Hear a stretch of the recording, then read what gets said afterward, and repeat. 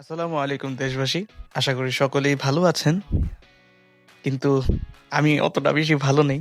কারণ নিজের দোষে আমি Konami থেকে একটি মাথা ব্যাথা কিনেছি। যার কারণে এখন ভালো থাকতে পারছি না এই কয়দিন ধরে।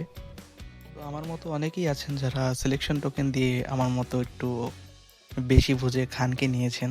ভেবেছিলেন যে খান, কারণ আগে একটা খান দিয়েছিল আমরা জানি এই ফুটবলে, যেটা জিকে হিসেবে অনেক ভালো ছিল, রিফ্লেক্স ভালো ছিল বা আর সবকিছুই ভালো ছিল। কিন্তু এইবার যে খানটা দিয়েছে আর কি, ওটার কথা কি আর বলবো।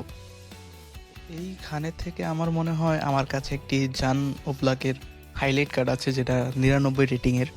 ওটাও ওর থেকে ভালো পারফরমেন্স করে।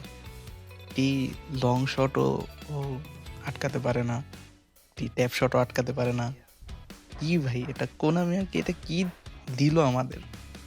এই ফেস্টিভ্যালটা আসার আগে যখন ই ফুটবল আমাদের আর কি এই নতুন খানের স্কিলটার ব্যাপারে দেখাচ্ছিল, তো এখানে ওরা এমনভাবে ফুটিয়ে তুলেছে কোনামি যে এটা বেস্ট কার্ড হবে। কিন্তু রিয়েলিটিতে এত খারাপ পারফরমেন্স আমি অন্য কোনো কার্ডে দেখিনি।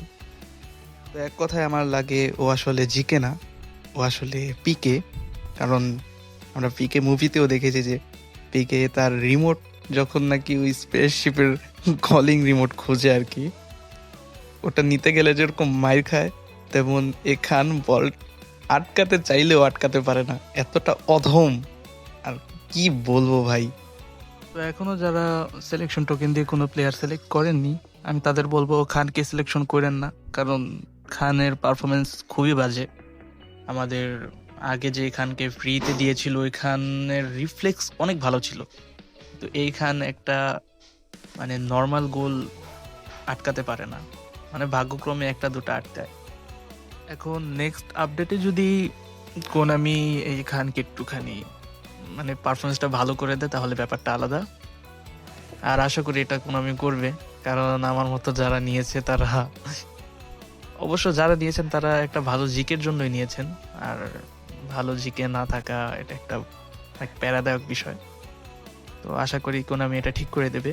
আর ভিডিও লেট আসলো তার জন্য আন্তরিকভাবে দুঃখিত। তো আজকের ভিডিও এ পর্যন্তই। আশা করি সকলের ভালো লেগেছে।